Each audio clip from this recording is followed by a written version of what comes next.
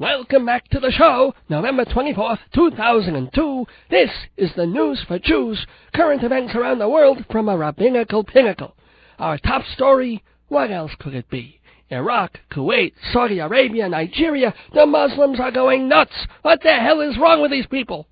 The hummus really hit the fan on Thursday when a Palestinian militant killed 11 people and injured 49 others when he blew himself up on a crowded Jerusalem bus. It was morning rush hour. The bus was filled with commuters and school kids. Witnesses said they heard children screaming, "Mama, Mama," from the wreckage. Reuters reported that the militant group Hamas, of course, took credit for the carnage. Speculation is they're stepping up terror attacks to make Prime Minister Ariel Sharon and his hardline policies look bad before the general elections happening January 28th. Running against Sharon's Likud party is Amram Mitzna, the mayor of Haifa, heading the Labour Party. Now, Labour almost chose former Defense Minister Benjamin Ben Eliezer, but he was seen as being too pro-Sharon, too hardline, and Labour wanted to be more left-wing. So, the elections will be a real referendum on whether the people of Israel believe Sharon should stay the course, or if they should just throw up a white flag and withdraw unilaterally from the occupied territories. It's assumed that giving back all the land will finally bring peace to the region. As if. Let me tell you something.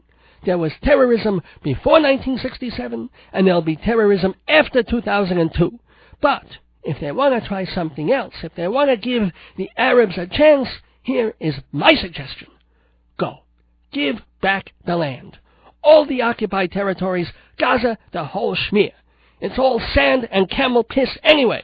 That's all the bastards have done with it for 35 years. So, let them have it. Everything except East Jerusalem for now. Make the borders secure and see if these so-called peace-loving Islamics can govern themselves. If the terrorism stops, if the Jews stop dying, Mazel Tov. We'll all dance around, we'll shake hands, and in 10 years we'll talk about giving up East Jerusalem. However, if there's any terrorism or military action against Israel, Israel reserves the right to strike back. But not just the way they've been doing, but in a punitive way that would shock even the most militant Al-Qaeda operative. They want Hebron, give them Hebron. But if some burqa-wearing bitch gets on a bus in Tel Aviv and blows it up, we don't isolate Yasser Arafat in his office building and keep him there. We blow up the office building with him in it, and the building next to it, and the building next to that, and behind it, and the building down the block. And if they still don't get the message, if they have their land back, and yet still there's more terrorism, a few airplanes strafing Arab markets with machine gun fire should get the point across. When 150, 200 Arabs die for every Israeli being killed, maybe then they'll think twice about martyrdom. And every time there's a terrorist attack resulting in loss of life or limb, that pushes back the timetable for getting back East Jerusalem another 2 years. So, if there are 6 terrorist attacks in a given year, that's a dozen extra years before we even hit the negotiating table. So, that is my offer. Take it or leave it. Call it tough love, call it tough hate, but these people are out of control. Look what happened in Nigeria. A beauty pageant. A stupid beauty pageant cost 4 days of rioting and left more than 200 people dead. Why?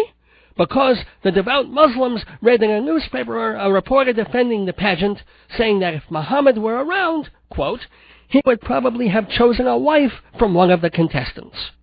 That's it.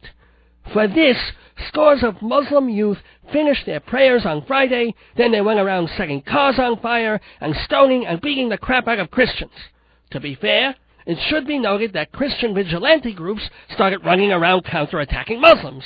Pretty soon, churches and mosques were burning all over the northern city of Kaduna and the capital city, Abuja. According to Newsday, Nigerian officials initially saw the pageant as a source of good PR for the country, a way of attracting tourists. After all, Abuja is the Baltimore of the Middle East. But the whole thing backfired so much, officials are moving the beauty contest to London, where the Muslims are too busy selling fast food curry to do any real damage. Well, except to people's colons. But let's be clear about this. Nigeria has 120 million people in it. Well, minus 200. And it's not as if they're all Muslim. It's about half and half Muslim and Christian. So Christians have just as much right to look at boobs as Muslims have to look away. If you log on to the official Miss World website, www.missworld.org, not only do you get to read a letter by the Nigerian Minister of Foreign Affairs where he condemns stoning, but you can see and vote on who you want to be Miss World. Now let me tell you something. There are some hot women here, of all races, creeds, and colors. For example, get a load of the melons on Miss Bosnia-Herzegovina. Not only would Muhammad have married her, he'd have done a threesome with her and Miss Holland. And he would have gotten Jesus on the phone and said, look, Mary's cute, but you gotta check out Miss Algeria.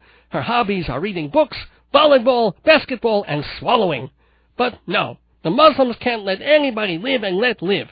They just caught the guy who masterminded the bombing in that nightclub in Bali that killed 200 people. He's an Indonesian who trained with militants in Afghanistan, and he has ties to Southeast Asia. Meanwhile, President Bush keeps pressuring Iraq to confess whether it has any biological and chemical weapons. If Iraq swears that it has no weapons, America will attack because they're obviously lying. If Iraq does list its illegal arsenal, America will attack because they're dangerous weapons in dangerous hands. If Iraq allows UN weapon inspectors to tour its facilities, America will attack because they're not showing all the really secret hiding places. No, of course it's not fair. But considering what's going on, I really do think it's time for militant, fanatical Muslims all over the world to be disarmed. I don't mean taking away their weapons. I mean cutting their arms off. And it's not so much punitive as it is practical. They'd spend so much time between prayer sessions trying to get their shoes back on, they wouldn't have time for any hanky-panky. And, speaking of hanky-panky, Miss Israel, you have my number. If my wife picks up, tell her you're Mrs. Elfenbein from the Couples Club, and you'll reach me at the office. But seriously, if you think I'm a dirty old man, how about these people in the news? First, you had the counselor convicted of sexual abuse at the Harlem Boys Choir. Then Jeffrey Jones, the guy who played the dean in Ferris Bueller's Day Off, he has been charged with possessing child pornography and taking nudie pictures of a 14-year-old boy. And in the same sting operation, worst of all, a Jew, Paul Rubens, yes, Pee Wee Herman, was arrested for possessing kiddie porn. All three men are in their 50s, and they're all facing jail time for their jailbait time. I do feel a little sorry for Paul Rubens, real name Paul Rubenfeld. First, years ago, he was arrested in public in a dirty movie theater for doing what people do in a dirty movie theater. Now they've arrested him for looking at pornography in his own home. I think the next step is the FBI will wire his brain so that every time he even thinks about dirtiness, the police will show up at his door with handcuffs and a warrant. You can just see that, right? Pee-wee is at home, he's planning his next career move, whatever that is. Let's see, I had some momentum going there with playing the drug dealer in that Johnny Depp movie. Maybe if my agent can land me a guest shot on The Sopranos, maybe a pilot on Comedy Central for this new character I'm working on. All right, well, worst comes to worst, I could play that weirdo again on Buffy the Vampire Slayer. Sarah Michelle Gellar, nice half-Jewish girl. She was really good to work with. Great sense of humor, nice pair of boobs. No, wait, don't go there. She's a nice girl. And that girl playing Willow, that Allison Hannigan, lot of fun, too. Good people. And, you know, they really should do more scenes together, Allison and Sarah Michelle. Like that kissing scene they did. They could be in the cafeteria after a food fight, so they're both soaking wet and their nipples are all pointy, and they start taking their clothes off and touching each other's boobs, and... Paul Rubens, Mr. Paul Rubens, this is the police, open up! Oi, wait, I'm coming! No, I'm not coming! Just a minute! Oi, poor Pee-wee, such a brilliant man, so much funny material, but behind the zipper there's a dark side. Which is why I'd like to dedicate this little poem to Paul Rubens. Oi, pity the poor Pee-wee Herman, arrested for moanin' and squirmin', for he masturbated to pictures X-rated, 'cause he has no girl to put sperm in. And to think they picked that anti-Semite Amiri Baraka to be poet laureate when I'm right here creating gems like that. In other news for Jews, Recently released files obtained under the Freedom of Information Act show that the FBI hounded chess master Bobby Fischer for years under the assumption that he or his mother was a communist spy. According to the Associated Press, the FBI was especially interested in Bobby Fischer's 1958 trip to Russia. An agent posed as a student journalist to interview producers of the television show I've Got a Secret, which featured Fischer before he left. Informants at the tournament said Fischer behaved badly, and at one point called his mother to complain it's no good here. Maybe there's no direct causality here, but this hounding by the federal government may give some clue why Fischer, one of the great chess players of the modern era, also turned out a bissel mashigit, throwing tantrums, making impossible demands, railing against the United States. Well, what do you expect? He was paranoid. So, after winning the chess crown in 1972, he quit 3 years later. Still, there's no excuse for the anti-Semitism he has been spouting for 2 decades. In recent radio interviews, Fischer praised the September 11th terrorist attacks, saying America should be, quote, wiped out. And even though his mother was Jewish, he's described Jews as, quote, thieving, lying bastards. Mr. Fischer, you are the bastard. I'd like to take a bishop with a razor on the end of it, shove it up your tuchus, and then move it diagonally across all your vital organs. And then I take a couple of pawns, black or white, it doesn't matter, fry them in a skillet, and while they're still piping hot, push them down your throat one by one. And finally, I take 2 rooks, pour a little hydrochloric acid on the tops of them, and then thrust them vertically into your eye sockets. All right, I have issues, but he's a putz. In sad news, someone who wasn't a jerk, Israeli diplomat Abba Eban, died November 17th, at age 87. He was a crucial ambassador to the UN and to the U.S. during the formative years of Yisrael, as well as through the 4 Arab wars of 1948, 56, 67, and 73. It was Eban who coined the phrase that the Palestinians, quote, never lose a chance to miss an opportunity. After serving in the British Army during World War II, Eban quit to work diplomatically for Israel's independence. For obvious reason, he started as an intellectual utopian, but became more of a realist as the years went by. Still, he was always more popular overseas than he was at home, where they thought of him as kind of a snob, a dove, and a more talker than a doer. But he remained a world-famous figurehead, best known in recent years for helping write and narrate the video series Heritage, Civilization, and the Jews, which is unwatchable, because he had the most nasal voice I've ever heard on any human being anywhere. Abba Eban, you were a good guy. I hope you go to heaven. But whatever you do, I hope the first thing Hashem hands you is a Sudafed and a pocket inhaler.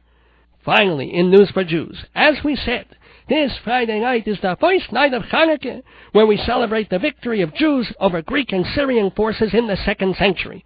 We light candles on the menorah for 8 days to commemorate the 8 straight days that a little bit of oil burned night after night in the desecrated Jerusalem temple. It burned long enough for the Hebrews to make new oil for the candelabra, oil that wasn't made of pork or tallow or otherwise defiled. And if you think there's no difference between one kind of oil and another, ask George Bush why he's bombing Iraq and not Saudi Arabia. And that's News for Jews for this edition of News Gone By, November 24th, 2002. Send in your comments, opinions, and Miss World votes to Dave's Gone By, or email Dave at davesgoneby@aol.com. Unless otherwise requested, all comments and questions may be read on the air. Name withheld upon request if you're a coward. That's davesgoneby@aol.com. If you send Potato Latkes, remember that the applesauce has to be in a separate sealed container, or else it gets all over the mailman and he yells at me and he throws my magazines in the bushes. What do you expect? He's a Lutheran. We'll be back after.